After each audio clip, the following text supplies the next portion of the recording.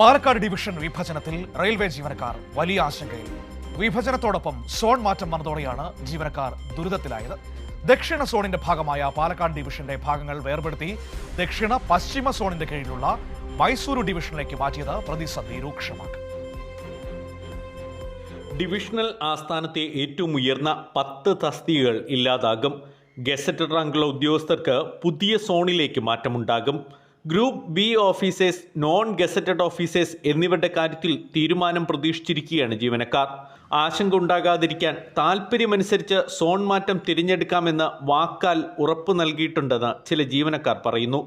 മൻമോഹൻ സിംഗിന്റെ ഭരണകാലത്ത് പാലക്കാട് ഡിവിഷൻ വിഭജിച്ച് സേലം ഡിവിഷൻ രൂപീകരിച്ചപ്പോൾ നിരവധി ജീവനക്കാരെയാണ് തമിഴ്നാട്ടിലേക്ക് സ്ഥലം മാറ്റിയത്.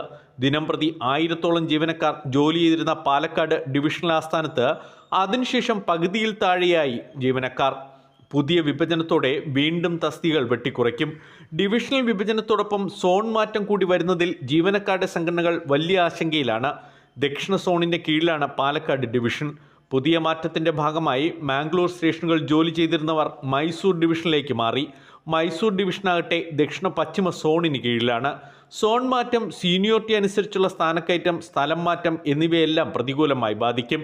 ഡിവിഷൻ വിഭജന വിജ്ഞാപനം നടപ്പിൽ വരുന്ന ഒക്ടോബർ 1 മുമ്പ് തന്നെ ജീവനക്കാരുടെ പുനഃക്രമീകരണം പൂർത്തിയാക്കണം.